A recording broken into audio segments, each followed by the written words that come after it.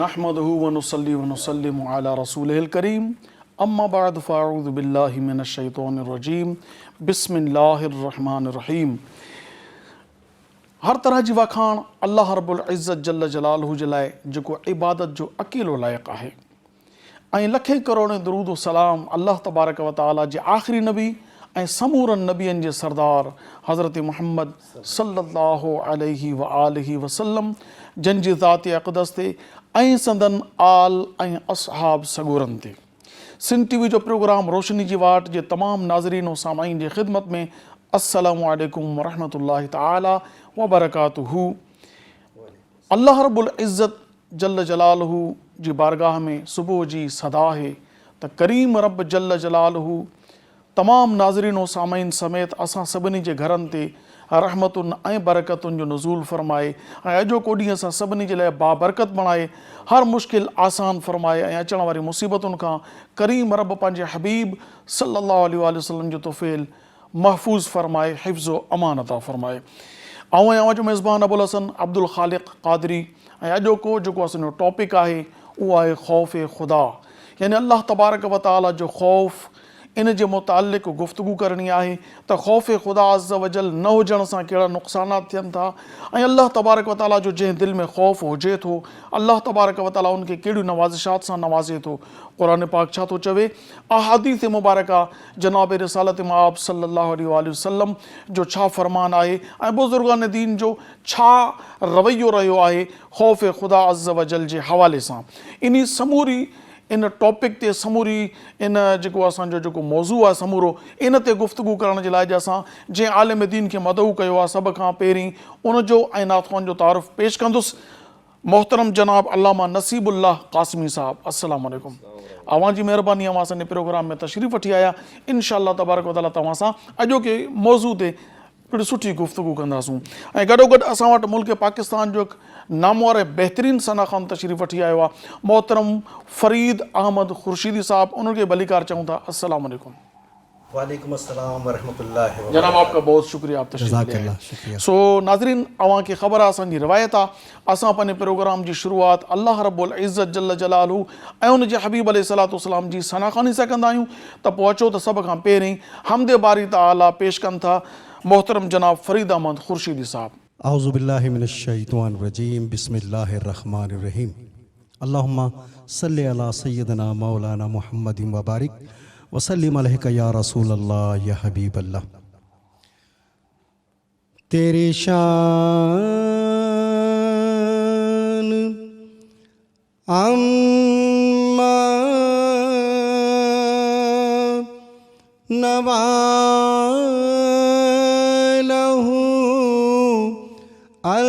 अल्लाहु जल्ला जलालहू अल्लाहु जल्ला जलालहू। तेरी शान अम्मा नवालहू अल्लाहु जल्ला जलालहू।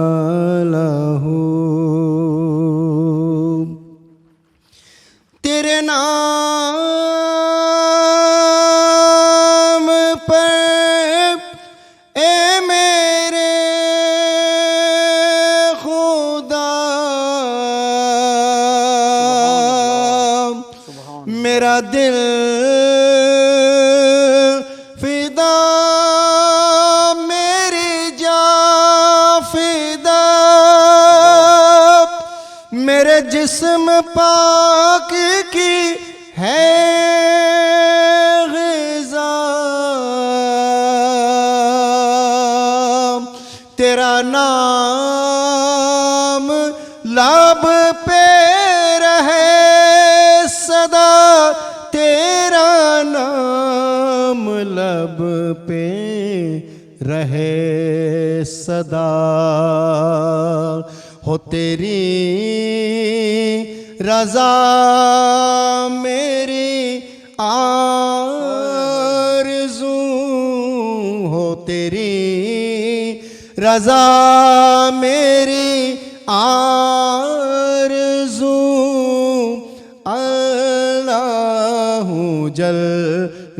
जलालहू अल्लाहु जल्ला जलालहू। जो हिसाब रोज़े हिसाब हो मेरे दाएं हाथ किताब हो, न सवाल हो न जवाब हो, मेरे लब पे नाते जनाब हो, मेरे लब पे नाते जनाब हो। मैं रहूं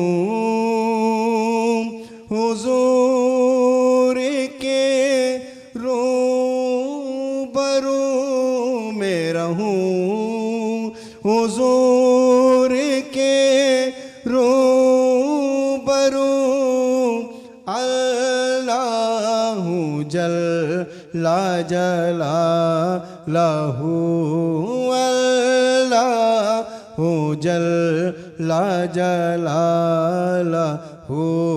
तेरी शान अम्मा नवालहू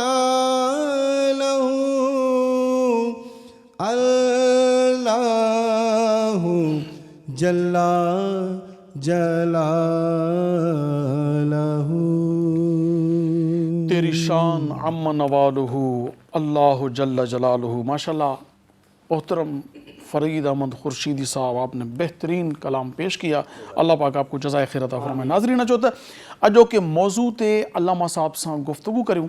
अल्लामा साहब, ख़ौफ़ ख़ुदा अज़्ज़ व जल, सब खां पहिरीं ख़ौफ़ जी वज़ाहत करियो छा आहे, त पोइ असां ख़ौफ़ ख़ुदा जल जलालु ते कलाम कंदासीं। जी बिस्मिल्लाहिर्रहमानिर्रहीम। अल्लाहुम्मा सल्लि व सल्लिम व बारिक अला सय्यदिना व मौलाना मुहम्मदिन व आलिहि व अस्हाबि अजमईन।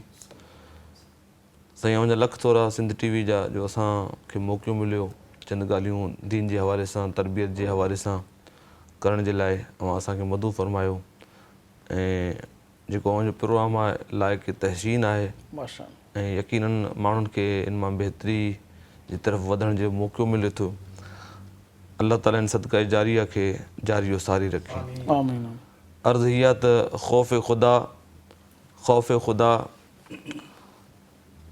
हिकु कैफ़ियत जो नालो आहे, जेको असांजो ऐं असांजे रब जो जेको ताल्लुक़ बिल्लाह आहे, बंदे ऐं ख़ुदा जे दरमियान में, उहो यकीनन ही ख़ौफ़ जो रिश्तो, ख़ौफ़ जो ताल्लुक़, ख़ौफ़ जी निस्बत बंदे जी तबियत में, बंदे जे मन में अल्लाह जे लाइ हुजणु खपे। इन जे लाइ त हू असांजो ख़ालिक़ आहे, मालिक आहे, माबूद आहे, मक़सूद आहे। ऐं हिकिड़ी जॻह ते चयो वियो कि या अय्युहल्लज़ीना आमनु इत्तक़ुल्लाह हक़ तुक़ातिही, ऐं ईमान वारो डिॼो अल्लाह खां हक़ तुक़ातिही, जीअं डिॼण जो हक़ आहे तीअं डिॼो। वाह। वला तमूतुन्ना इल्ला व अंतुम मुस्लिमून। ऐं ॾिसो, जेको माण्हू ख़ौफ़ सां रहे थो, पंहिंजे रब सां ख़ौफ़ जो नातो ऐं ताल्लुक़ रखे थो, ऐं पंहिंजे ख़ौफ़ जे रब जे हर हुकुम ते ख़ौफ़ज़दा थी करे पाण खे पेश थो करे, त कम से कम हीअ त तस्दीक़ थी वई आहे न, उहो मुस्लमान थी मरंदो। वाह वाह। अॻियों इन आयत जो नतीजो मतिलबु इहो थियो त वला तमूतुन्ना इल्ला व अंतुम मुस्लिमून, यानी मरजो न बल्कि मुस्लमान थी मरजो। यानी अल्लाह खां ईअं डिॼो जीअं डिॼण जो हक़ आहे, ऐं मरजो न जीअं मुस्लमान थी मरो। लफ़्ज़ जो रब्त ॾिसो न, ताल्लुक़ ॾिसो न। पहिरीं आयत में इत्तक़ुल्लाह हक़ तुक़ातिही, डिॼो अल्लाह खां जीअं डिॼण जो हक़ आहे। नतीजो अॻिते मिली रहियो आहे, जीअं अव्हां डिॼण जो हक़ अदा कंदा तव्हां न मरंदा, मुस्लमानी खां अलावा न मरंदा। अव्हांखे मुस्लमान करे इस्लाम ते मारींदुसि। सुभान हीअ इनाम आहे जो, यानी अल्लाह खां डिॼण जो इनाम इहो आहे तुंहिंजो ख़ात्मो बिल ख़ैर थींदो, ईमान ते ख़ात्मो। तस्दीक़ थी वई क़ुर जे ज़रिए सां। सुभान ऐं अल्लाह। ॿिए नंबर ते आहे त या अय्युहन्नास इत्तक़ू रब्बकुम अल्लज़ी ख़लक़कुम मिन नफ़्सिन वाहिदा, बेशक पंहिंजे रब खां डिॼो, इन जे करे त नफ़्स वाहिदा मां अव्हांजी तख़लीक़ कयईं। ऐं डिॼण जो हक़ बि आहे। नफ़्स वाहिदा छा हूंदो आहे? हिकु ई जान, हिकु औरत मझां यानी बीबी हवा मंझां जी हाँ। सॼी काइनात खे जी अल्लाह हाँ। पाक वजूद अता फरमायो। असल त हज़रत हवा है न सलामुल्लाहि अलैहा, उतां इंसानी तख़लीक़ थी आहे आदम अलैहिस्सलाम खां बाद में, ऐं बीमारी जे दुनिया में इंसान जी तख़लीक़ थी आहे, आबादकारी थी आहे कि चांद सूरज और सितारे हैं ज़िया के वास्ते, खेतियाँ सरसब्ज़ हैं तेरी ग़िज़ा के वास्ते, वाह वाह, सारा जहां तेरे लिए बंदा तू ख़ुदा के तू वास्ते। ख़ुदा के वास्ते, सुभान हाणे अल्लाह। ज़मीन में असांजी जेका आबादकारी कई वई आहे, ज़मीन खे असांजे लाइ हमवार कयो वियो आहे, त यकीनन असां पंहिंजे माउ पीउ जो ख़्यालु छो था रखूं? इन जे करे रखूं था त हू असांजा मुरबी आहिनि, वाह, उहो असांजा मुरबी आहिनि, उहो असांखे पालनि था, असांखे पालण जे लाइ इंतज़ाम करनि था, एहतिमाम करनि था, सर्दियूं गर्मियूं सहनि था, ॿाहिरि निकिरी करे वाले साहब लाइ छा छा सही करे पंहिंजे औलाद जे लाइ इंतज़ाम ताम करे थो, एहतिमाम करे थो, सभु कुझु करे थो, फैसिलिटेट करे थो पंहिंजे औलाद खे, उन सां बि हिकिड़ो रिश्तो असांजो क़ाइमु आहे। पर पंहिंजे रब सां त असांजो रिश्तो ईअं आहे जो अल्हम्दुलिल्लाह रब्बिल आलमीन, रब ऐं ही मुरबी हू रब आहे, हू बि तरतीब सां पालींदो आहे। इन जे करे असांजो हक़ु आहे त असां पंहिंजे रब सां ताल्लुक़ ख़ौफ़ जो रखूं, ऐं जेके बेख़ौफ़ आहिनि, जेके असां बेराहो रवी जा शिकार आहियूं, इहे इन जे करे त असां बेख़ौफ़ आहियूं। अल ईमानो बैनल ख़ौफ़ वर रेजा, ईमान जी तारीफ़ ई आहे त बंदो ख़ौफ़ ऐं उमीद जे दरमियान में पाण खे रखे, हिकिड़े पासे ख़ौफ़ हुजे, हिकिड़े पासे ईमान हुजे। हज़रत सिद्दीक़ अकबर रज़ियल्लाहु तआला अन्हु फरमाइनि था त अगरि क़यामत जे ॾिहाड़े ऐलान थिए त हिकिड़ो माण्हू जन्नती आहे, पाण फरमाइनि था रब जे रहमत मां उमीदवार मां एॾो आहियां त मां पंहिंजे लाइ सम्झंदुसि त मां ई आहियां। अगरि ऐलान थिए त हिकु माण्हू जहन्नमी आहे त ख़ौफ़ एतिरे हद तक आहे जो उहो ऐलान मुंहिंजे लाइ न थिए। अल ईमान बैनल ख़ौफ़ वर रिजा, इन खां अलावा असांजो रस्तो कोन्हे। यानी ईमान इहो आहे त अल्लाह ताला जो ख़ौफ़ बि हुजे ऐं अल्लाह जी ज़ात, अल्लाह जी रहमत में उमेद बि हुजे। जी हाँ। इन्ही ॿिन्ही खां जेकॾहिं को वियो त उहो गुमराह थी वेंदो, उहो ईमान खां फारिग आहे। यानी अल्लाह जो ख़ौफ़ न हुजे ऐं अल्लाह जी ज़ात में उमेद न हुजे, इहे ॿई शयूं नुक़सानकार आहिनि। जी, ॿई लाज़िम मलज़ूम आहिनि। हिकिड़ी शइ ते माना इन में हिकिड़ी बि शइ न हूंदी त नुक़सानकार थी वेंदी। ठीकु आहे न? ठीकु आहे न, इन जो जेको तारुफ़ ई ईअं करायो वियो त ईमान जी तारुफ़ ई आहे त ख़ौफ़ ऐं उमीद जे दरमियान में माण्हू पाण खे रखे। हीअ ॿ ईअं पर हिन इंसान खे जन्नत तक रसाई कराइण जे लाइ ईमान बि, ख़ौफ़ बि हुजे ऐं उन सां गॾु उमीद ऐं रिजा बि हुजे। रिजा में आसर उन लाइ ला तक़नतू मिन रहमतिल्लाह, अल्लाह जे रहमत मां मायूस न थिए। गुनहगार आहे, बदकार आहे, ऐबदार आहे, ग़लतियूं कोताहियूं इंसान जी ज़िंदगी जो हिसो आहे, लेकिन उमीद एतिरे हद तक हुजे, मूंखे यकीन कामिल हुजे बसि मुंहिंजी पहुचण जी देरि आहे, मुंहिंजे पहुचण जी देरि आहे, निदामत जे इज़हार जी देरि आहे। ऐं मदीने वारे साईं फरमायो न कि अताइबु मिन ज़ंबि कमल ला ज़ंब लह, फरमायूं त तौबा करण वारो ईअं आहे अल्लाह जी बारगाह में जॾहिं हुनखे कुझु कयो ई कोन आहे, का ग़लती कान कई आहे। ऐं इनल हसनात युज़हिबन सय्यात, माण्हू पाण खे पेश करे रब जी बारगाह में ख़ौफ़ ऐं निदामत जा ॻोढ़ा ॻाढ़े। इनल हसनात युज़हिबन सय्यात, इनल हसनात युज़हिबन सय्यात, अल्लाह ताला फरमायो त नेकियूं बुराइनि खे मिटाए छॾनि थियूं। त इनल हसनात युज़हिबन सय्यात, नेकी करण खां बाद में गुनाह मिटिजी था वञनि। ऐं तौबा यकीनन ख़ौफ़ जो हिकिड़ो दर्जो आहे, माण्हू खे रब जो ख़ौफ़ ईंदो त हू तौबा न रुजू कंदो न, को बि नाफ़रमानी हुजे इंसान नेठि थकंदो, ऐं नाफ़रमानी मां ई थकंदो। नमाज़ी माण्हू आहे उहो नमाज़ मां न थकंदो, क़ुरान जी तिलावत जो आदी माण्हू आहे उहो आख़िर तक उनजी आदत पंहिंजे खे बरक़रार रखंदो। ऐं लेकिन अगरि गुनाहगार आहे, कॾहिं न कॾहिं त अंदरि जी जेको मुफ़्ती आहे न, उहो फ़तवा ॾींदुसि हाणे हेॾे रुजू कर, वाह वाह, हाणे हेॾे अच त हलूं था हेॾे। नाज़रीन, वक़्तु थियो आहे हिकिड़े कमर्शियल ब्रेक जो, असां इजो था वापसि वरूं। ऐं ॾिसंदा रहो सिंध टीवी प्रोग्राम आहे रोशनी जी वाट, ॾिसंदा रहो।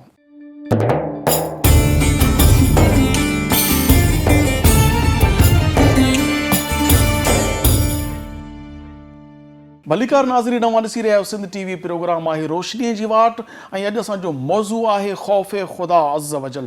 ख़ौफ़ ख़ुदा सां छा छा फ़ाइदा हासिलु थींदा? अचो त अलमा साहिब खां पुछूं था।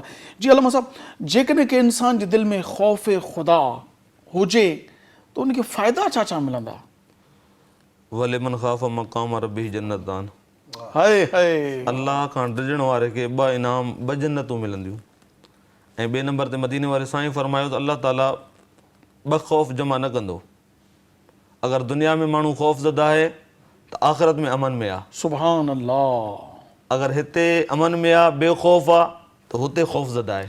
यानी दुनिया में जेकॾहिं अल्लाह जो ख़ौफ़ नथो रखे जी हाँ, उहो जानवर वारी ज़िंदगी गुज़ारे थो, जी हाँ, त पोइ क़यामत वारे ॾींहुं उनखे ख़ौफ़ ॾींदा, अज़ाब ईंदो। जी, ख़ौफ़ ॾियारियो लेकिन वेंदो। दुनिया में अल्लाह ताला जो ख़ौफ़ रखे थो पियो, त पोइ उनजे लाइ क़यामत वारे ॾींहुं कोई ख़ौफ़ न आहे। मक़ाम रब्बिही जन्नतान। सुभान ऐं अल्लाह। ख़ौफ़ज़दा छो थियो? अम्मा मन ख़ाफ़ मक़ाम रब्बिही व नहा नफ्स अनिल हवा जी हाँ। फ़इनल जन्नत हियल मअवा। ऐं ॾिसो न, वा अम्मा मन ख़ाफ़ मक़ाम रब्बिही जन्नतान, ऐं जेको माण्हू ख़ौफ़ज़दा थियो मक़ाम रब्बिही, पंहिंजे रब जे साम्हूं बीहण जे वक़्त जे खे साम्हूं रखी ख़ौफ़ज़दा थियो, त उनजे लाइ 2 जन्नतूं आहिनि। सुभान अल्लाह। वन हन नफ्स अनिल हवा, ऐं पंहिंजे नफ्स खे मनह कयईं ख्वाहिश खां ख़्वाहिशात खां रोके। फ़इनल जन्नत हियल मअवा, उनजे उनजो लाइ टिकाणो जन्नत आहे। जन्नत मावा सुभान उनजी अल्लाह। जॻह आहे। सुभान। ऐं इनल मुत्तक़ीन फ़ी जन्नातियूं व उयून, क़ुरान थो चए त डिॼण वारनि जे लाइ इनाम आहे। फ़ी जन्नातियूं व उयून, आख़िरत में हू बाग़ात में हुनजी रहाइश हूंदी ऐं चश्मनि में हुनजी रहाइश हूंदी। अल्लाह। असां हितां खां सवाद छो वेंदा आहियूं साईं, बटग्राम कालाम छो वेंदा आहियूं? उते चश्मा जारी आहिनि, उन्हनि चश्मनि खे असां ॾिसण जे लाइ वेंदा आहियूं। अखियूं थधियूं अखियूं थींदियूं, थधियूं रूह खे थियनि, राहत मिलंदी। ऐं हरियाली हुजे, ऐं सब्ज़ो हुजे, ऐं गुलदारी हुजे। क़ुरान ॿई तक़ाज़ा बयानु थो करे त अव्हां ख़ौफ़ जो रिश्तो रब खां रखो, जन्नत में बाग़ात बि अव्हांखे ॾिसण में ईंदा ऐं चश्मा बि अव्हांखे ॾिसण में ईंदा। अच्छा, हे त थी वियो आख़िरत जो फ़ाइदो। ख़ौफ़ ख़ुदा रखण सां दुनिया में बि को नफ़ो आहे इंसान खे? दुनिया में बरकतूं मिलंदियूं, इंसान दीन ते अची वेंदो। दीन ते पाण खे मदीने वारे साईं खां कंहिं पुछियो त साईं सल्लल्लाहु अलैहि वसल्लम मूंखे अहिड़ी का ॻाल्हि ॿुधायो जो अव्हां खां बाद में मां कंहिंखां न पुछां। वाह। अहिड़ी ॻाल्हि ॿुधायो बसि आख़िर थी वञे, कंहिं ॿिए खां पुछण जी का ज़रूरत ई पेश न अचे। मदीने वारे साईं फरमायो, कुल आमनतु बिल्लाहि सुम्मा इस्तक़िम। हा हा हा हा हा हा हा हा। चओ त मां अलाह जे मथां ईमान आंदो ऐं हुनजे मथां डटी वञ। हाय हाय हाय हाय। बसि इस्तिक़ामत इख्तियार कर, इस्तिक़ामत रख, मज़बूत थी हा वियो। इस्तिक़ामत रख, ऐं पंहिंजे रब सां ख़ौफ़ ऐं बंदगी जो रिश्तो ताल्लुक़ रख। पोइ इन्नल लज़ीना क़ालू रब्बुना अल्लाह सुम्मा इस्तक़ामू ततनज़्ज़लु अलैहिमुल मलाइका अल्ला तख़ाफ़ू वला तहज़नू वअब्शिरू बिल जन्नति लती कुंतुम तुअदून। सुभान अल्लाह। तर्जुमो से इन्नल लज़ीना क़ालू रब्बुना अल्लाह, ऐं बेशक जंहिं माण्हुनि चयो अल्लाह असांजो रब आहे, सुम्मा इस्तक़ामू, उनजे मथां डटकी बीहजी विया ऐं इस्तिक़ामत सां रहिया, ततनज़्ज़लु अलैहिमुल मलाइका, उन्हनि जे लाइ फ़रिश्ता ईंदा। हाय हाय। अल्लाह तख़ाफ़ू, छा जे लाइ ईंदा? ख़ौफ़ न कर, सुभान अल्लाह। वला तहज़नू, गमगीन न थी, अल्लाह। ऐं ॿियो छा जे लाइ ईंदा? वअब्शिरू बिल जन्नति लती कुंतुम तुअदून, तुंहिंजे लाइ जन्नत जी बिशारत आहे, हाय, ख़ुशख़बरी आहे तुंहिंजे लाइ हलण जी जन्नत। देरि थी बसि। सुभान अल्लाह। अखियूं बंदि कर न, हितां अखियूं बंदि करे हेठि लह त सही, नज़ारा विया हूंदा। वाह वाह वाह। हीअ आहे ख़ौफ़ जो ताल्लुक़ बिल्लाह, अल्लाह सां। अगरि असां ख़ौफ़, ऐं मुफ़स्सिरीन किराम लिखियो आहे त फ़रिश्ता नज़ा जे वक़्त में ईंदा। जंहिं माण्हू नज़र छा हूंदो आहे साईं? मौत, यानी जॾहिं मौत जी कैफ़ियत तारीख़ थिए, जंहिंखे असां सकरात चऊं था। जीअं सकरात असां पंहिंजी सिंधी ज़ुबान में चऊं था, सकरात नज़ा में, हालत नज़ा जे वक़्त में, उन टाइम में माण्हू ख़ौफ़ज़दा थी वेंदो, पंहिंजनि खे छॾण जी ख़ौफ़ ऐं होॾे वञण जो ख़ौफ़। लेकिन उन टाइम फ़रिश्ता ईंदा तसली ॾियण जे लाइ, न न घबरा न, हिननि खां वधीक मुहबत मिलंदई, हिन जॻह खां वधीक इज़त मिलंदी, हिन जॻह खां वधीक प्यारी जॻह मिलंदई। सुभान। इन जे लाइ छो इनाम आहे त कुल आमनतु बिल्लाहि सुम्मा इस्तक़िम, अल्लाह जे मथां तवक्कुल ऐं ईमान कामिल, ऐं उनजे मथां डटकी वञणु, डटके रहणु, ऐं उनजे मथां इस्तिक़ामत सां रहणु। उनखां बाद इहे इनाम अल्लाह ताला जी तरफ़ां असांजे लाइ आहिनि ऐं इंसाननि जे लाइ आहिनि, मदीने वारे साईं जे हर ग़ुलाम जे लाइ आहिनि। माशाअल्लाह। अलामा साहब, ख़ौफ़ ख़ुदा जा कुझु क़ाइदा बि आहिनि त उहो बयानु फ़रमायो। ॾिसो, ख़ौफ़ ख़ुदा जा क़ाइदा ही आहिनि त माण्हू पाण खे आजिज़ पेश करे। जेको ख़ौफ़ नथो खाए न, उहो पाण खे आजिज़ छा हूंदो आहे साईं? सिंधी में ॿुधायो। पंहिंजे पाण खे इनकिसारी सां पंहिंजे रब जे साम्हूं पेश नेठाई, करे, नेठाई, पाण खे घटि हेठाई करणु। करे, घटि करे पाण खे, ऐं तकब्बुर जो कॾहिं बि उन सां दूर दूर जो यानी वास्तो। तकबुर जो उलट आहे, तकबुर जो ज़िद आहे जी आजिज़ी। जी हा, जी। ऐं तकब्बुर जी जेका अपोज़िट आजिज़ी आहे, ऐं आजिज़ी ही ख़ौफ़ में ई आजिज़ी आहे। जेको माण्हू ख़ौफ़ज़दा आहे न, मदीने वारे साईं जी जेको आहे न फ़रमान आहे त सल्लल्लाहु ताला अलैहि वसल्लम, हिकिड़ो नौजवान हो, कंहिं पोड़े जे साम्हूं हलियो पए, मदीने वारे साईं फ़रमायो त या ग़ुलाम मन हादा, ए जवान ॿुधा ही केरु आहे? जो हादा अबी, मदीने वारा साईं ही मुंहिंजो वालिद साहिबु आहे। फ़रमायो त वला तमशे अमामहू, अॻियां न हल पोइ ते थी, अॻियां न हल पोइ ते थी। इन जे करे त हर कंहिंजो हिकिड़ो पंहिंजो दर्जो हूंदो आहे न, बेशक पीउ जो दर्जो, माउ जो दर्जो, उस्ताद जो दर्जो, मुर्शिद जो दर्जो, मुरबी जो दर्जो। हाणे जेको असांजो रब सां जेको ताल्लुक़ आहे ऐं रब जो जेको दर्जो आहे, हक़ तुक़ाते ही जे तक़ादनि जे मुताबिक़, हू उसूल ही आहे त पंहिंजे रब सां ई ख़ौफ़ ज़दा रहणु खपे ऐं रब खां ई ख़ौफ़ खाइजे, ॿियनि खां न खाइजे। ऐं जेको मदीने वारे साईं फरमायो जेको रब खां ख़ौफ़ ज़दा थिए थो, सॼी दुनिया जे ख़ौफ़ जी तबियत मां अलाह ताला मिटाए थो छॾे। ऐं जेको रब खां नथो डिॼे न, पोइ हर कंहिंखां डिॼंदो थिए थो, हुन खां ख़ौफ़, हुन खां ख़ौफ़, हुन खां ख़ौफ़, हुन खां ख़ौफ़। व इया फरहबून, क़ुरान थो चए, व इया फरहबून, रब खां ई डिॼो, बसि रब खां ई डिॼो ऐं रब खां अलावा ख़ौफ़ जो ताल्लुक़ ॿिए कंहिं सां न हुजे। हीउ उसूल आहे। हाणे असांखे डिॼणु खपे त पंहिंजे मालिक खां, पंहिंजे ख़ालिक खां डिॼणु खपे न, ऐं उमेद बि उन मंझां मालिक मंझां, ख़ौफ़ बि मालिक सां हुजे, त पोइ इनशा असांजी ज़िंदगी दुनिया में बि सुखी हूंदी, आख़िर में बि इज़त वारा हूंदासीं, ऐं इनशा जन्नत में बि मदीने वारे साईं जे सदक़े में असांखे मान ऐं मर्तबा मिलंदा। सुभान अल्लाह। अल्लामा साहब, सवाल ही आहे त ॾिसो न, डिॼे उहो जंहिंखे ख़तरो हुजे। जॾहिं अल्लाह तबारक व ताला पाण औलिया जो शान बयानु कयो आहे त इन्हनि ते न ख़ौफ़ आहे, न उन्हनि ते को ग़म आहे, ठीकु आहे। जेके अल्लाह पाक अला इन औलिया अल्लाह ला ख़ौफ़ुन अलैहिम वला हुम यहज़नून, न उन्हनि खे ख़ौफ़ आहे, न उन्हनि खे डपु आहे। अल्लाह पाक इन्हनि खे ख़ौफ़ ऐं ग़म खां आज़ादु थो करे, पोइ अल्लाह वारा छो अल्लाह खां एॾो डिॼंदा? जॾहिं तो अल्लाह पाक उनखे आज़ादु करे छॾियो आहे ख़ौफ़ खां। छा इनजी सही तशरीह करियो त हक़ीक़त छा आहे? ॾिसो न, अॻियां वारी आयत बि आहे न, अल्लज़ीना आमनू व कानू यत्तकून, हीअ त कंप्लीट त न आहे न। अल्लज़ीना आमनू ही पहिरीं सिफ़त आहे औलिया जी, जी ठीकु आहे। लाओ ख़ौफ़ उन्हनि जी पहिरीं सिफ़त आहे दुनिया में, ऐं दुनिया में हुनजी हिकु ॿी कैफ़ियत आहे, अल्लज़ीना आमनू व कानू यत्तकून, उहे पंहिंजे रब खां डिॼनि था। ईमान त आंदऊं, पर पोइ बि अल्लाह पाक खां डिॼनि था, ऐं डिॼण जो ताल्लुक़ रखियूं वेठा आहिनि दुनिया में।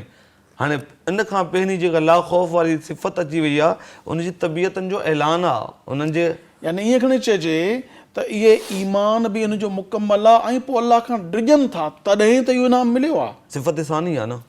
अॻिते वरी फरमायो लहुमुल बुशरा फिल हयात दुनिया व फिल आख़िरा ला तब्दील लिकलिमातिल्लाह अल्लज़ीना आमनू व कानू यत्तकून, उहे माण्हू जेके ईमान आणनि था, सही व कानू यत्तकून, ऐं रब खां डिॼनि था, लहुमुल बुशरा फिल हयात दुनिया, उन्हनि जे लाइ दुनिया ऐं आख़िरत में बिशारत आहे।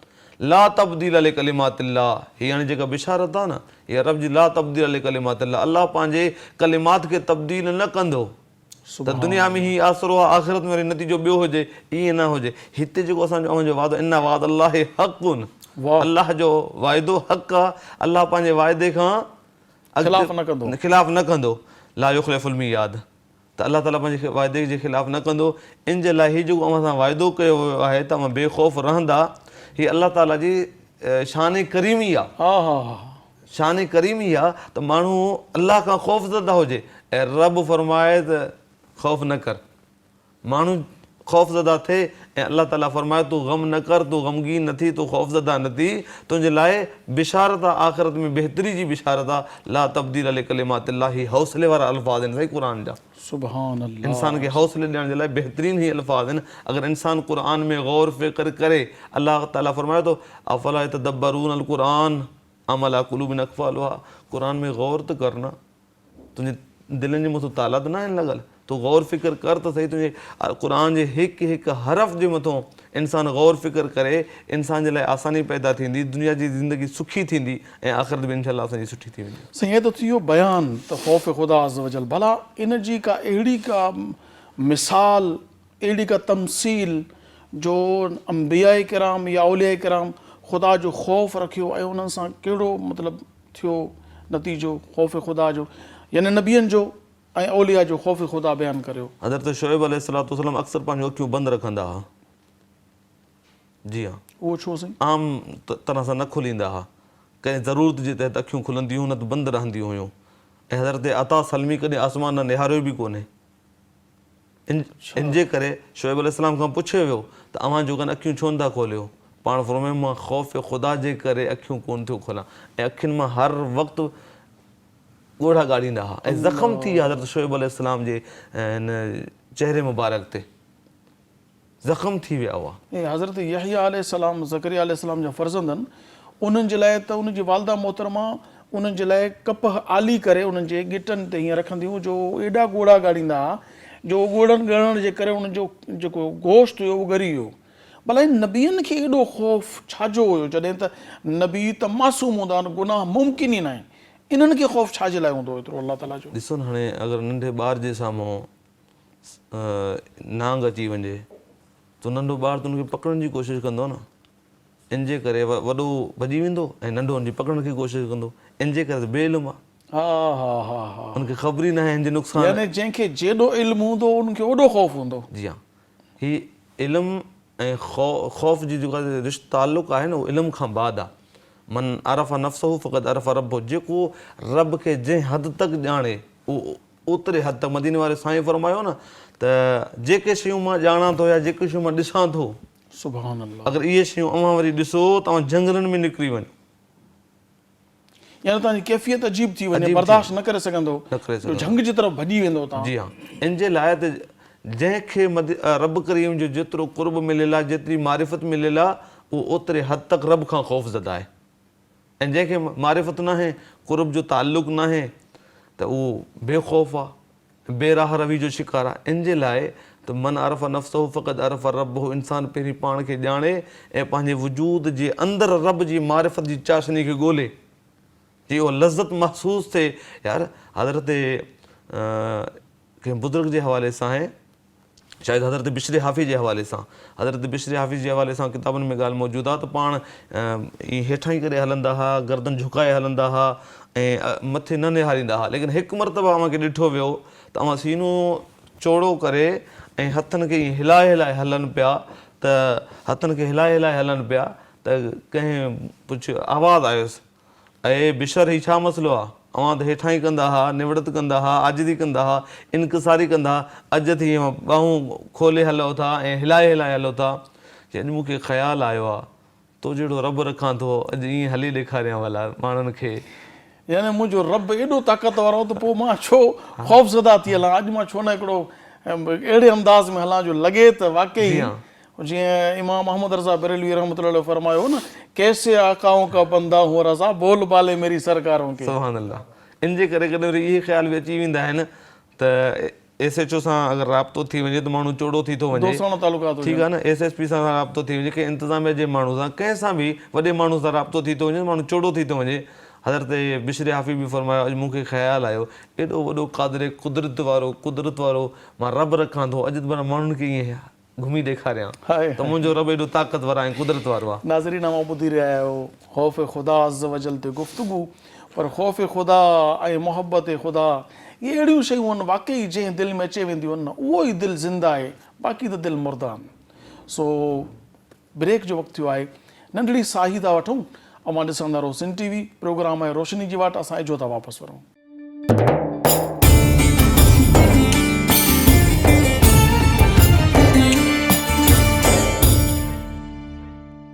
भलीकार नाज़रीन, अवां ॾिसी रहिया आहियो सिंध TV, प्रोग्राम आहे रोशनी जी वाट, ऐं अॼु असां जंहिं टॉपिक ते गुफ़्तगू कयूं था तमामु ज़बरदस्त मौज़ू आहे, पर हक़ीक़त ॻाल्हि इहा आहे त हिकिड़े कलाक में कंहिं बि टॉपिक खे असां पाए तकमील ते नथा पहुचाए सघूं।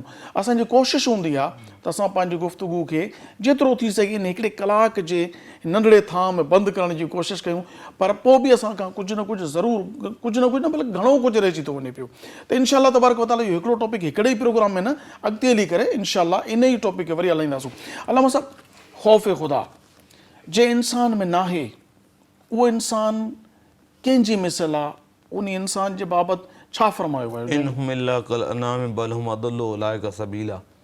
हाणे ॾिसो न, हिकु सिफ़त इंसानी हीअ आहे त इन्नी जाइलुन फिल अर्दि ख़लीफ़ा, इंसान खे नाइब ऐं ख़लीफ़ो बणायो वियो, हीउ एज़ाज़ आहे इंसान जे लाइ। फ़रिश्तनि जी ड्यूटी इंसान सां लॻल आहे, ठीकु आहे, ऐं तख़लीक़ी एतबार सां, मटेरियल जे एतबार सां इंसान जी जेका मटेरियल आहे नाक़िस आहे, ऐं फ़रिश्तनि जी जेका मटेरियल आहे उहा आला आहे, ऐं इंसान जी मटेरियल खां वरी जिन जी जेका मटेरियल तामीर में, तख़लीक़ में, उहा आला आहे। इन जे करे शैतान जिन जी जो आहे न उसमें कैटेगरी में हुजणु, ख़ानदानी हुजण जे करे उन चयो त अना ख़लक़तु मिन नार व ख़लक़तु मिन तीन, मां बाह मां पैदा थियल आहियां ऐं इंसानु मटी मां पैदा थियल आहे, तख़लीक़ी एतबार सां आला आहे ऐं मटी अदना आहे, मां सजदो न कंदुसि। इन जे करे इनकार जी वजह हीअ आहे त उहो पाण खे आला पिया सम्झे। मटीरियल जे एतबार सां इंसान जो कान नाक़िस आहे, लेकिन उनजे बावजूदु इन जाइलुनि फिल अर्दि ख़लीफ़ा जे एज़ाज़ ते माणियल आहे। वन फ़क़्तो फ़ी साईं तर्जुमो कंदा हलो, असां नाज़रीन खे बि त ख़बर पए तव्हां छा था चवंदा वञो। की मां पंहिंजो ख़लीफ़ो थो ठाहियां, ज़मीन ते बणायां थो, ठीकु आहे। हाणे इंसानु ज़मीन ते अलाह जो ख़लीफ़ो ऐं अलाह जो नाइबु आहे, ऐं सॼी तख़लीक़ काइनात इंसान जी वजह जे करे आहे। अलम नजल अर्द मिहादम वल जिबाल औतादा व ख़लक़नाकुम अज़वाजा वजअलना नौमकुम सुबाता वजअलना लैला लिबासा। जो तर्जुमो कंदुसि टाइम काफ़ी लॻी वेंदो, लेकिन हीअ आहे इंसानी तख़लीक़ जे करे सॼी दुनिया जी तख़लीक़ थियल आहे। यानी जेको कुझु बि काइनात में वजूद में आयो आहे उहो सिर्फ़ु इंसान जे लाइ आहे। इंसान माशाअल्लाह। वमा ख़लक़तुल जिन्न वल इंसा इल्ला लियअबुदून, ऐं इंसान फ़क़ति अलाह जी इबादत जे लाइ वाह। ऐं जिन फ़क़ति अलाह जे इबादत जे लाइ आहिनि। ऐं अर्ज़ु हीअ आहे त हाणे ॾिसो न, अवां पुछियो त जंहिंखे ख़ौफ़ ख़ुदा न आहे उहो किन कैटेगरी में आहे। क़ुरान मजीद हिन जॻह ते चयो त जाइलुन फिल अर्दि ख़लीफ़ा, ज़मीन ते मुंहिंजो ख़लीफ़ो आहे इंसान। हिकिड़ी जॻह ते क़ुरान थो फ़रमाए इन हुम इल्ला कल अनआम बल हुम अदल्लो, हीअ त इंसान जानवर आहे। बल हुम अदल्लो, बल्कि उनखां बि गुज़रियल आहे। छो त जेका डिमांड रब थो घुरे उन जे मुताबिक़ माण्हू न रहंदो न, पोइ जानवरनि या जानवर आहे या जानवर खां बि बदतर आहे। फ़रिश्तनि जी ड्यूटी इंसान सां लॻल आहे। कुझु रिवायतुनि में आहे त 62 फ़रिश्ता एट ए टाइम इंसान जे प्रोटोकॉल ते मौजूदु आहिनि। अखियुनि जा फ़रिश्ता अलॻि, कन जा फ़रिश्ता अलॻि, पुठी जे पासे अलॻि, दाएं अलॻि, बाएं अलॻि। 62 फ़रिश्ता कुझु न लिखियो आहे त इंसान हिकिड़े इंसान सां अलाह ताला फ़रिश्ता लॻाए छॾिया। उन्हनि जी ड्यूटी आहे त इंसान सां रहणु। पेशानी ते हिकिड़ो फ़रिश्तो आहे, होंठनि ते 2 फ़रिश्ता आहिनि। त 62 फ़रिश्ता हिकिड़े इंसान जे लाइ अलाह ताला मुक़ररु करे प्रोटोकॉल जे लाइ त हीअ इंसानी छाकार आहे या न आहे। उहो इंसानु पंहिंजे मालिक खां, पंहिंजे ख़ालिक खां ख़ौफ़ न खाए त उहो इनहुम इल्ला कल अनआम बल हुम अदल्लु उलाइक सबीला। हीअ तरक़ी आहे। इन जाइलुन फिल अर्दि ख़लीफ़ा इनहुम इल्ला कल अनआम बल हुम अदल्लु उलाइक सबीला। हीअ तनज़्ज़ुली आहे, असफल साफ़िलीन आहे। इन जे लाइ इंसानु पंहिंजे पाण खे सुञाणे, पंहिंजे रब सां ख़ौफ़ जो नातो रखे ऐं पंहिंजे रब खां ड्रिजे ऐं ख़ौफ़ खाए, ऐं जे रब जा जेके अहकामात आहिनि उन जे मथां पूरे लहण जी इंसानु कोशिशि करे। लताड़े न शरीयत खे किरास न करे, शरीयत खे पामाल न करे, रब जी नाफ़रमानी न करे। ऐं इंसानु आपो बि किथे न किथे ग़लती थी वञे, पोइ रुजूए इल्लाह करे, जल्दी माण्हू पहुची वञे मस्जिद में ऐं आंधी अचे, ख़ौफ़ वारी कैफ़ियत अचे ऐं हवाऊं तेज़ हलनि, गिरज हुजे। मदीने वारे साईं जा सहाबा फ़रमाइनि था क़दम स्पीड सां मस्जिद मां ईंदा हुआ। वाह वाह। हीअ छा आहे? हे रब सां ताल्लुक़ आहिनि साईं।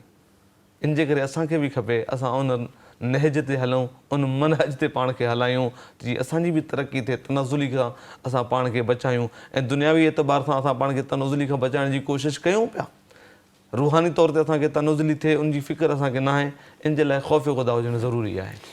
अलामा साहब, असांजा नाज़रीन जेके आहिनि, सामाईन व नाज़रीन, असांजो यूट्यूब चैनल आहे ऐं फेसबुक ते पेज आहे, उते बि सुवालात जेके ईंदा रहंदा आहिनि उहे सुवालात बि असां पंहिंजे प्रोग्राम में शामिलु कंदा आहियूं। महमूना चन्ना सेवण शरीफ़ खां सुवाल करे थी पई, भेण चवे थी पई त अलामा साहब खां असांखे इहो पुछिणो आहे त हमज़ाद छा हूंदो आहे, इन जी वज़ाहत फ़रमायो। इंसान जॾहिं इंसान जी तख़लीक़ थिए थी, पैदाइश थिए थी, इंसान सां गॾु हिकु हमज़ाद पैदा थो थिए, उहो जिन जी कैटेगरी जो आहे ऐं इंसान खे वरी उहो उभारींदो आहे, जंहिंखे करीन चयो वेंदो आहे। इंसान खे उभारींदो आहे, यानी जिन न करीन उनखे चइबो आहे अरबी में। अच्छा, हूअं हमज़ाद असां वटि माना फ़ारसी में, फ़ारसी ज़ुबान जो लफ़्ज़ आहे त उनखे जेको आहे न करीन अरबी में चयो वेंदो आहे। असल में असां अगरि उनजो नालो रखूं त हमज़ाद, उहो इंसान सां गॾु हूंदो आहे ऐं इंसान खे उभारींदो आहे बुराइनि ते, बेकार कमनि ते, ग़लति कार्यनि ते, ग़लति ख़्यालनि ते, ग़लति तसव्वुरात ते इंसान खे उभारींदो आहे। ऐं इंसानु अगरि उनजे चए में अची वञे त यकीनन इंसानु खसारे में हलियो वेंदो, नुक़सान में हलियो वेंदो। ऐं उन सां गॾु हिकु बहितरीनु ख़्यालु पैदा करण जे लाइ अलाह ताला फ़रिश्तनि जी बि ड्यूटी लॻाई आहे। सुभान अल्लाह। अगरि दुश्मन गॾु आहे त वरी हथियार बि साण हुजे न, जंहिंखे इंसान हिकिड़ो फ़रिश्तो बि अलाह ताला इंसान सां गॾु पैदा जी जी उहो उन बहितर ख़्यालु ॾियण जे लाइ, माशाअल्लाह, बहितर ख़्यालु ॾियण जे लाइ, इंसान खे नेकी ते जी दहलीज़ ते आणण जे लाइ ऐं रब जी फ़र्माबरदारी आणण जे लाइ हू उनखे कटण जी कोशिशि कंदो, उन्हनि ख़्यालात खे जो आहे न टोड़ण जी कोशिशि कंदो जीअं इंसानु। लेकिन हीअ कशमकश आख़िर तक उन जिन जी हमज़ाद ऐं फ़रिश्तनि जे दरमियान ख़्यालात एडॉप्ट थींदा, हाईलाइट थींदा, इनखे अपलोड कंदा इंसान जे मथां। ऐं इंसानु पोइ हिन जे पासे अगरि ज़्यादा माइल आहे त बुराइनि न वेंदो, अगरि नेकी ॾांहुं ज़्यादा माइल आहे त पोइ फ़रिश्ते जे चए ते आहे। पोइ अलाह तबारक मदीने वारे साईं खां पुछियो वियो त अगरि हर इंसान सां इहा कैफ़ियत आहे त अव्हांजे हमज़ाद जी छा कैफ़ियत आहे? पाण फ़रमाइनि था हू मां मुस्लमान करे चुको आहियां। हू हाणे मदीने वारे साईं खे छा ॿुधाईंदो त नेकी बुराई जे हवाले सां, लेकिन हू मुस्लमान आहे। माशाअल्लाह। जी हा, इन दुनिया में हिकिड़ो ई हमज़ाद आहे जेको मुस्लमान थियो आहे, जी हा, बाक़ी ॿिया सभु बुराई जी दावत ॾींदा। जी हा। नाज़रीन, अॼोको प्रोग्राम अव्हांखे कीअं लॻो? असांजे प्रोग्राम में जेके सवाल जवाब थिया, अल्लामा साहब पंहिंजे अंदाज़ में ज़बरदस्त गुफ़्तगू फ़रमाई। अव्हांखे इन गुफ़्तगू में कहिड़ियूं कहिड़ियूं शयूं सुठियूं लॻियूं? अव्हां असांजे यूट्यूब चैनल खे सब्सक्राइब करियो। सिंध TV HD इस्लामिक लिखी करे असांजो चैनल अचे वेंदो यूट्यूब ते, उनखे सब्सक्राइब कयो। उन ते तव्हां अॼोके प्रोग्राम बाबति जेके जेके तव्हांजा राय आहिनि उहे तव्हां उन में शामिलु करे सघो था। ऐं जेकॾहिं तव्हां चाहियो त तव्हांजो नालो तव्हांजे शहर जे नाले समेत असां पंहिंजे प्रोग्राम जो हिसो बणायूं ऐं उन सवाल खे पंहिंजे प्रोग्राम में शामिलु करियूं, असांजे कंहिं बि प्रोग्राम जे हेठां तव्हां हेठां कमेंट्स जे जेको खानो आहे उन में लिखियो, जेको बि सवाल हुजे तव्हांजो इंशाअल्लाह तबारक व तआला तव्हांजो नालो तव्हांजे शहर नाले समेत प्रोग्राम में शामिलु कंदासूं। जेकॾहिं तव्हां यूट्यूब इस्तेमालु नथा करियो, फेसबुक जा यूज़र आहियो त फेसबुक ते बि असांजो पेज आहे सिंध TV HD ऑफिशियल। इन पेज खे तव्हां फॉलो करियो। उन जा प्रोग्राम जेके बि नातूं वग़ैरह या जेको उते मवाद अपलोड कजे थो सिंध TV जी तरफ़ां, उनखे लाइक करियो ऐं शेयर करियो। हिकिड़ी ॻाल्हि मां तव्हांखे अॼु बि अर्ज़ु करियां त हिकु हूंदी आहे नेकी करणु, ॿी हूंदी आहे नेकीअ जी दावत ॾियणु, ऐं टियों आहे नेकी जे पैगाम खे ॿियनि ताईं पहुचाइणु। तव्हां जेकॾहिं नेकी जी दावत ॾियो था त ख़ुशबख़्त आहियो, जेकॾहिं नेकी ते अमल करियो था त ख़ुशि नसीब आहियो। पर जेकॾहिं तव्हां इन ॿिन्ही कमनि जे बजाय रुॻो एतिरो करियो जो असांजो प्रोग्राम जेको बि यूट्यूब ते रखियलु आहे या फेसबुक ते आहे उनखे खणी करे शेयर करियो, तव्हां जिते ॿियूं शयूं शेयर करियो था उते हीअ नेकी आहे। असांजे हिन प्रोग्राम में अल्लामा साहब जेके क़ुरान पाक जो आयतूं पेश कयूं, अहादीस मुबारका पेश कयूं, या जेको कुझु बि मवाद दीनी मवाद हुयो उहो तव्हां जेकॾहिं शेयर कंदो, अल्लाह तबारक व तआला अल्लामा साहब खे सवाबु ॾींदो, असांखे बि ॾींदो पंहिंजी रहमत मां। ओतिरो ई सवाबु तव्हांखे मिलंदो। अल्लामा साहब जो असांजो सवाबु घटि न थींदो, छो त रब जी रहमत खुटण जी न आहे, रब जी रहमत वधंदी रहंदी आहे ऐं बरकतूं वधंदियूं रहंदियूं। तमामु महिरूम न रहो, इनखे शेयर करियो ऐं पंहिंजे दोस्तनि खे, पंहिंजे घर भातियुनि खे असांजे यूट्यूब चैनल खे सब्सक्राइब करायो। तव्हां सभिनी जी महिरबानी, तव्हां पंहिंजे क़ीमती वक़्त मां घड़ियूं कढी असांजो प्रोग्राम ॾिसो था। पूरी दुनिया जे जंहिं बि कुंड कुड़च मां तव्हां सभु ॾिसो था। मां तमामु पंहिंजे नाज़रीन ऐं सामईन जो तहे दिलि सां शुक्रिया अदा करियां थो, तव्हांजी महिरबानी। तंहिंखां पोइ असां वटि अॼोके प्रोग्राम में अल्लामा नसीबुल्लाह क़ासिमी साहब तशरीफ़ वठी आया। मां उन्हनि जो बि थोराइतो आहियां, उनजी महिरबानी। पंहिंजी क़ीमती वक़्त मां घड़ियूं कढी असांजे प्रोग्राम में शिरकत कयूं। साईं जन जो असुलु ताल्लुक़ु जैकबाबाद शहर सां आहे। उनखां पोइ मोहतरम फ़रीद अहमद ख़ुर्शीदी साहब जो बि थोराइतो आहियां, जंहिं पंहिंजे क़ीमती वक़्त मां घड़ियूं कढी असांजे प्रोग्राम में शिरकत कई। आपका बेहद शुक्रिया। इन कलिमात सां त अल्लाह तबारक व तआला चाहियो त सुभाणे वरी इन ई साॻे वक़्त ते इन ई सिंध TV जे इन प्रोग्राम रोशनी जी वाट ते हिकु नए मौज़ू सां अव्हांजी ख़िदमत में हाज़िर थींदासूं। तेसीं ताईं पंहिंजे मेज़बान अबुल हसन अब्दुल ख़ालिक़ क़ादरी खे इजाज़त ॾींदा। अल्लाह वाही। अस्सलामु अलैकुम वरहमतुल्लाहि ताला। सुभान अल्लाह, माशाअल्लाह। हाँ हो कि अश्क बार सिर्फ एक बार दिल से मुस्तफ़ा को तू पुकार, सिर्फ एक बार, सिर्फ एक बार। हजार बार उठेंगे कदम खुदा की तरफ,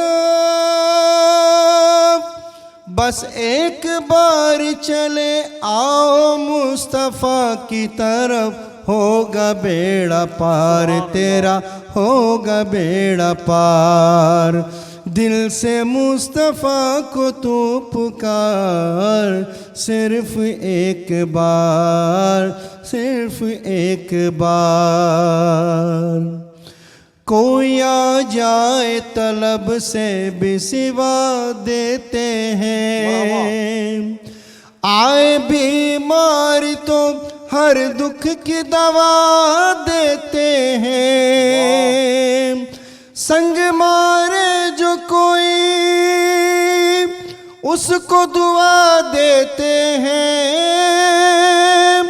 दुश्मन आ जाए तो चादर भी बिछा देते हैं। ऐसे है सरकार मेरे, ऐसे है सरकार, ऐसे है सरकार मेरे, ऐसे है सरकार, ऐसे है सरकार मेरे, ऐसे है सरकार, ऐसे है सरकार मेरे, ऐसे है सरकार। सिर्फ एक बार, सिर्फ एक बार दुआ को बाबे असर से गुजार कर देखो। दरे रसूल पर उनको पुकार कर देखो। दुआ को बाबे असर से गुजार कर देखो। दरे खुदा पे उनको पुकार कर देखो। हम उनसे दूर सही वो मगर दूर नहीं। यकीन आए तो उनको पुकार कर देखो। सिर्फ एक बार, सिर्फ एक बार दिल से मुस्तफ़ा को तू पुकार। सिर्फ एक बार, सिर्फ एक बार। कहा मजनून कोई मिसल लैला हो नहीं सकता। जुलेखा ने कहा यूसुफ से अच्छा हो नहीं सकता। कहा मजनून कोई मिसल लैला हो नहीं सकता। जुलेखा ने कहा यूसुफ से अच्छा हो नहीं सकता। कहा फरहाद ने शीरी के जैसा हो नहीं सकता। कहा इन सब से मैंने सब ये मुमकिन है मगर सुन लो मोहम्मद दूसरा दुनिया में पैदा हो नहीं सकता। ऐसे है सरकार मेरे, ऐसे है सरकार। दिल से मुस्तफ़ा को तू पुकार। सिर्फ एक बार, सिर्फ एक बार दिल से मुस्तफ़ा को तू पुकार। सिर्फ एक बार, सिर्फ एक बार दिल से मुस्तफ़ा को तू पुकार। सिर्फ एक बार, सिर्फ एक बार। मरहबा मरहबा मरहबा मरहबा। सब्सक्राइब करियो असांजो official YouTube channel Sindh TV HD Islamic ऐं वधीक अपडेट लाइ बेल आइकन ते क्लिक करियो।